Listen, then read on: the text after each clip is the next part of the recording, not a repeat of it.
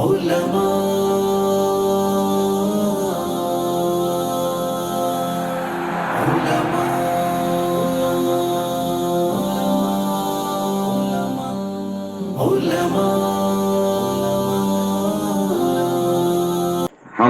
مسجدوں میں یہ بیان سنتے ہیں ایک نمازی کی برکت 40 گھروں میں اللہ منتقل کرتے ہیں. پہلے سنے کہ نہیں سنے؟ مولانا عباس صاحب مسجد میں بیان کرتے جمعہ فجر میں اور عصر میں بھی خطاب ہوتا. مفتی عبدالرؤف صاحب جو ہے 5 منٹ کا وقت بولے، چونکہ حضرت کی شخصیت ہے. مولانا عباس صاحب کا تقاضا 15 منٹ کا ہوا، اور مولانا مجاہد صاحب بولے میرا وقت بھی آپ کے لیے ہے، کیونکہ حضرت موجود ہے، حضرت سے ہمیں سننا ہے. لیکن چند باتیں آپ حضرات کے سامنے. تو مسجد میں آپ حضرات سنیں، ایک نمازی مسجد کا جس کی وجہ سے 40 گھروں میں اللہ رحمت نازل کرتے ہیں، برکت نازل کرتے ہیں. اور اللہ فرماتے ہیں جب تک اس روئے زمین پر، جب تک اس کائنات میں، جب تک اس سارے عالم میں ایک بھی اللہ اللہ اللہ کہنے والا ہوگا تو پھر اللہ سارے نظام کو چلائیں گے. جب تک اس دھرتی پر ایک بھی اللہ اللہ کہنے والا ہوگا اس روئے زمین پر، تو جب تک لال قلعے کی لالی باقی رہے گی، مکہ مسجد کے شہر حیدرآباد کے میناروں سے وہ اذانوں کی آوازیں گونجتی رہے گی. ایک اللہ والے کی برکت سے پوری نظام کو اللہ تعالیٰ چلانے والے ہیں. تو آپ کے درمیان اتنے بڑے بڑے علماء ہیں، آپ لوگ کتنے بڑے خوش نصیب ہیں، اور ایسا فعال نوجوان آپ کے درمیان ہے جو آپ کے بچوں کی فکر کر رہا ہے، آپ کے نمازوں کی، آپ کے گھر میں دینداری کی، آپ کے محلے کے اندر بچوں کے اندر اخلاق کی تربیت کی فکر کو لے کر یہ آج کا یہ اجتماع منعقد ہو رہا ہے. تو کتنی بڑی بات ہے. دین کے معاملے پر میرے استاد محترم حضرت مولانا اسلم صاحب قاسمی نور اللہ مرقدہ فضلاء مدارس اسلامیہ اور ان کی ذمہ داریوں کے عنوان پہ ایک بات بتا رہے تھے کہ رات میں سونے سے پہلے ایک لفظ بھی علم کا حاصل کرتا ہے. ایک لفظ، ایک شبد، ایک ورڈ بھی اگر علم کا حاصل کرتا ہے، اس کے بعد بچہ سو جاتا ہے، انسان سو جاتا ہے. رات بھر عبادت کا ثواب اللہ تعالیٰ لکھوا دیتے ہیں فرشتوں کے ذریعے سے. جب ہمارے بچے پڑھیں گے، ہمارے گھر پہ آ کے سو جائیں گے، تو جو رحمت اللہ اپنے گھر میں مسجد میں نازل کرتے ہیں، وہ برکت، وہ رحمت اللہ اپنے گھر میں بھی نازل کریں گے. حدیث میں اللہ کے نبی علیہ السلام نے فرمایا جب بچہ اللہ بولتا ہے، کیا بچے کو بولنا ہے تو ہم کیا کرتے؟ امام صاحب سے ڈراتے، مسجد سے ڈراتے، مدرسوں سے ڈراتے. تو نہیں سنا، نہیں کھایا، نہیں سنا تو مولوی صاحب کو بول دیتے. ابھی سے ہم ڈرا رہے ہیں بچوں کو مولوی صاحب سے. تو گویا ایک ڈر پیدا کر کے دور کر رہے ہیں بچوں کو. ایک رغبت پیدا کرنا، ایک اچھا امیج، ایک اچھا میسج رکھنا سامنے کہ مسجد کی برکت کیا ہے، علماء کی برکت کیا ہے، مولوی صاحب کے بعد بیٹھنے سے، علم حاصل کرنے سے کیا ملتا ہے. اللہ نے قرآن کریم میں کیا کہا؟ اقرأ. تفصیل مطلوب نہیں ہے، صرف ایک بات، پہلا جملہ، پہلی آیت ہی اللہ فرما رہے ہیں کہ تم پڑھو. پڑھنے کے ذریعے سے ہی ہم اپنی جہالت کو ختم کر سکتے ہیں. دنیا کی کوئی کتاب ایسی نہیں ہے جس میں پہلا لفظ، پہلا شبد، پہلا ورڈ، پہلا لفظ یہ ہو کہ پڑھو. قرآن کریم جب اللہ نے نازل کیا تو پہلے یہی کہا کہ پڑھو. دوسرے اقرا سے پڑھاؤ دوسروں کو، لیکن پہلے پڑھو. بچوں کی تعلیم، تربیت ضروری ہے، لیکن اس سے پہلے بڑوں کی تربیت بھی ضروری ہے. بڑوں کو دین کے معاملے میں جاننا بھی ضروری ہے. تو حدیث میں آتا اللہ کے نبی علیہ السلام نے فرمایا جب بچہ اللہ بولنا سیکھتا ہے، تو بچہ اللہ بولنا سیکھ جاتا ہے، اللہ بولنا اس کو آ جاتا ہے، اس کی برکت سے، اس کے صدقے سے، اس کے طفیل سے اللہ اس کے ماں باپ کی اپنے فضل سے مغفرت فرما دیتے ہیں. کامیابی، رحمت و نعمت، سعادت ہمارے درمیان ہے. بیٹیوں کو رحمت کا درجہ دیں گے تو گھر جنت کا نمونہ. ماں کی خدمت کریں گے تو قدموں کے نیچے جنت. بچوں کو دین کی تعلیم دیں گے تو ان کی وجہ سے ہماری مغفرت. بچے جب تک دین کی تعلیم حاصل کرتے رہیں گے. اب کسی کا ہمارے رشتہ داروں میں، علاقے میں انتقال ہو جاتا ہے تو سب سے پہلے کیا کرتے ہیں؟ مولانا عباس صاحب بتائیے ذرا ایصال ثواب میں کیا کرنا. مسجد میں قرآن لا کے دینا، مدرسے کی تعمیر کروانا یا مسجد میں کچھ کام وغیرہ کروانا، یہ سب تو اپنی جگہ طے ہے، مسلم ہے، دلائل سب ہیں، لیکن اس سے پہلا سب سے بڑا کام یہ ہے کہ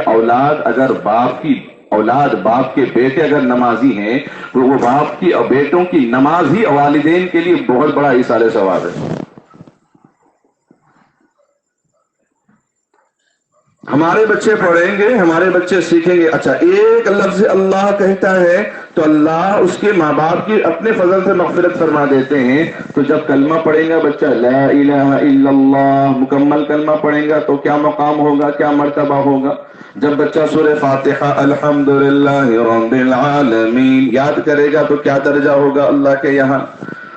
جب بچہ سورہ بقرہ یاد کرے گا، قرآن کے پارے یاد کرے گا، سنتوں کو جان جان کر عمل کرے گا، دین کا مزاج لے کے بچہ اپنے مکتب سے مسجد سے آئے گا، تو پھر اللہ تبارک و تعالی ہمارے گھروں میں محلے میں کیسے خیر و برکت عطا فرمائیں گے؟ بہت بڑی خیر و برکت ہوگی، عافیت ہوگی۔ اس لیے بچوں کو پڑھانے کا ذوق اور شوق ہمارے اندر رکھنا چاہیے۔ علم کے راستے تو بہت سارے ہیں، علم حاصل کرنے کے، علم بہت سارے ہنر اللہ نے قرآن کریم میں بیان کیا ہے۔ آپ جو چیز جانتے ہیں وہ بھی علم ہے۔ بچہ پیدا ہوا، اللہ تعالیٰ اس کو بھی علم دیتے ہیں۔ بولنا نہیں آتا، اب بھوک لگی تو کیسے بولے گا، وہ روئے گا۔ ابھی مفتی عبدالرؤف صاحب بڑے تفصیل سے سمجھا رہے تھے، اس میں ایک بات میں بولوں، بچہ جب روتا ہے تو اللہ تعالیٰ اس کو علم ڈالتے ہیں اس کے ذہن میں کہ تو رو تو ماں تیرے طرف متوجہ ہو جائے گی، اس کو علم دے دیے۔ آپ جو کاریگری کام کر رہے ہیں، پتھر پھوڑنے کا کام، زراعت کا کام، اور ہر چیز کو اللہ نے ہر چیز پر قربان ہونے کے لیے بنایا۔ پہاڑ بنایا، زمین بنایا، یہ ہریالی پیڑ پودوں کے لیے اللہ نے قربان کر دیا۔ اس کے لیے یہ زمین نہیں ہوتی تو پھر درخت کہاں اگوائیں گے، یہ پہاڑ نہیں ہوتا تو مکان بنوانے کے لیے سیمنٹ کہاں سے بنوائیں گے، پتھریں کہاں سے لنگوائیں گے؟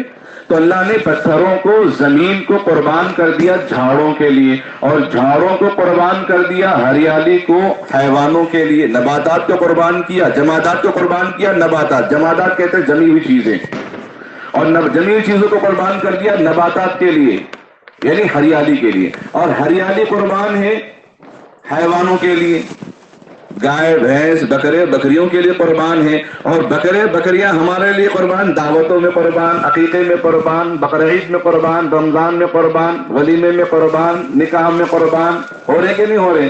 نہیں تو بھی روزانہ قربان ہو رہے۔ کیا جتنی بڑی بیماری آئے، ہماری جو عادت ہے ہم تو برابر کھاتے رہیں گے۔ ہر ایک چیز ایک پہ قربان، زمین قربان گھاس پہ، گھاس قربان جانوروں پہ، جانور قربان انسان پہ، اور انسان کو قربان ہونا ہے اللہ کے نام پر۔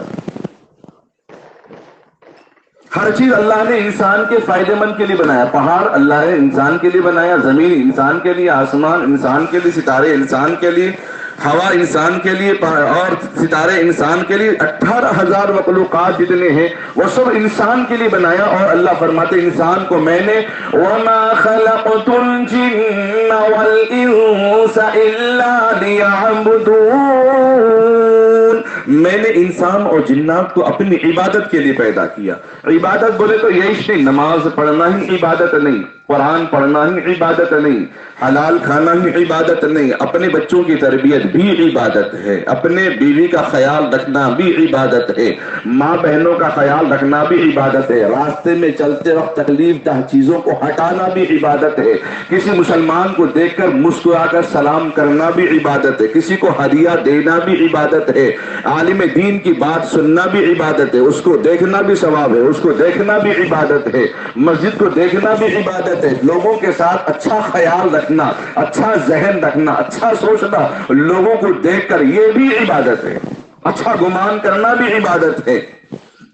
انسان جیسے گمان کرتا ہے اللہ تعالیٰ اس کے ساتھ ویسا معاملہ کرتے ہیں۔ ہم یہ دیکھتے ہیں کہ ہمارے خاندان میں، ہمارے معاشرے میں، ہمارے محلے میں، ہمارے علاقے میں، ہمارے ملک میں سب سے بہترین آدمی کون ہے، سب سے بڑا آدمی کون ہے؟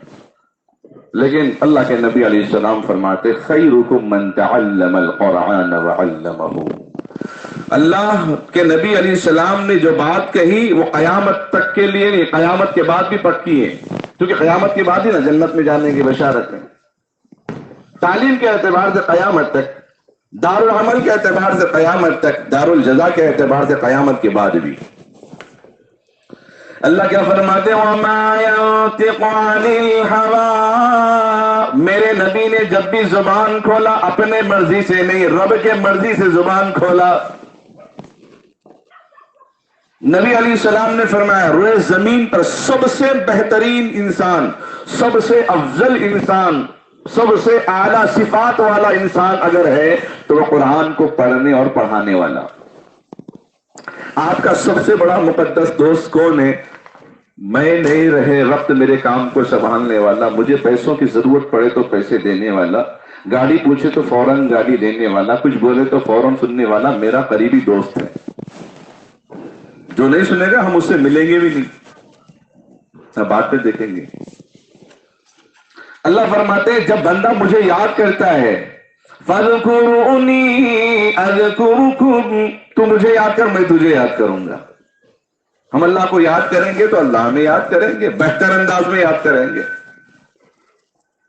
اسی لیے اس مکاتب کے ذریعے سے بچوں کے اندر دینی مزاج پیدا ہو۔ ماں باپ کی تربیت ضروری ہے اس میں کہ بچے بڑے ہونے کے بعد ماں باپ کا مقام جانے، ماں باپ کا مرتبہ جانے، رشتہ داروں کا مرتبہ جانے، راستے میں چلنے کے آداب جانے، علم حاصل کرنے میں حلال کیا ہے حرام کیا ہے یہ بات کو جانے۔ اس علم کو حاصل کرنے والوں کے بارے میں نبی فرماتے ہیں تم میں بہترین انسان وہ ہے جو قرآن کو سیکھے اور سکھائے۔ اس سے بڑی بات کچھ ہو سکتی ہے؟ لفظ اللہ سے لے کر علم پر میں اپنی بات کو ختم کر رہا ہوں، اس لیے خدا را اس چیز کا خاص خیال رکھیں۔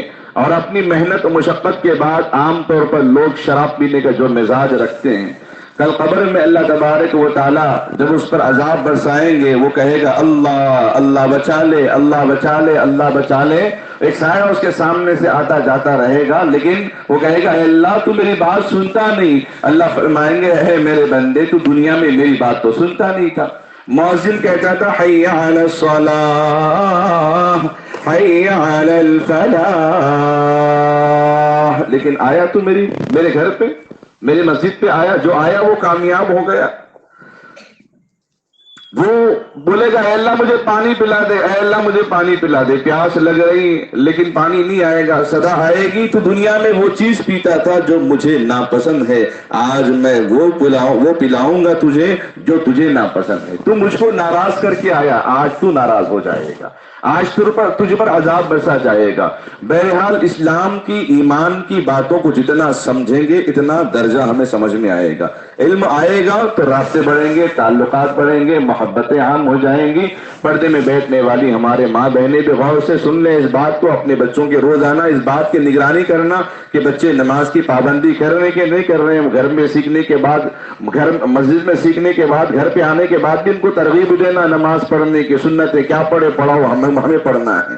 پڑھنے کے بعد پڑھانے کا رواج بچوں میں لگانا، بڑا بھائی ہے تو بولنا چھوٹے کو یاد دلا، تو اس کا مختہ اس کا ریویژن بھی پکا ہو جاتا ہے، اس کو یاد بھی رہتا ہے، اس کے اندر ایک جذبہ بھی آتا ہے کہ مجھے پڑھنا ہی نہیں ہے بلکہ پڑھانا بھی۔ اقرأ شروع میں کہا، پھر اقرأ وربک الاکرم بھی کہا گیا۔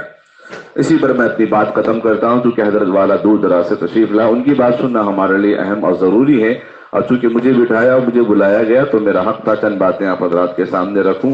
اللہ سے دعا ہے اللہ مجھے بھی عمل کی توفیق دے، آپ حضرات کو بھی عمل کی توفیق عطا فرمائے۔ قابل مبارکباد ہے وہ نوجوان حضرات، قابل مبارکباد ہیں وہ بڑے حضرات، قابل مبارکباد ہے وہ مائیں جن لوگوں نے آج کے اس پروگرام کے لیے قدم اٹھایا، سوچا، ارادہ کیا، جن لوگوں نے آج کے پروگرام کے لیے جان کے اعتبار سے، مال کے اعتبار سے، وقت کے اعتبار سے، مشورے کے اعتبار سے، دعاؤں کے اعتبار سے جن لوگوں نے بھی سوچا ہے، وہ سب کے لیے اللہ تبارک و تعالیٰ آج کے پروگرام حضرت کی دعا کا ثمرہ ان کو اللہ ضرور عطا فرمائے گا۔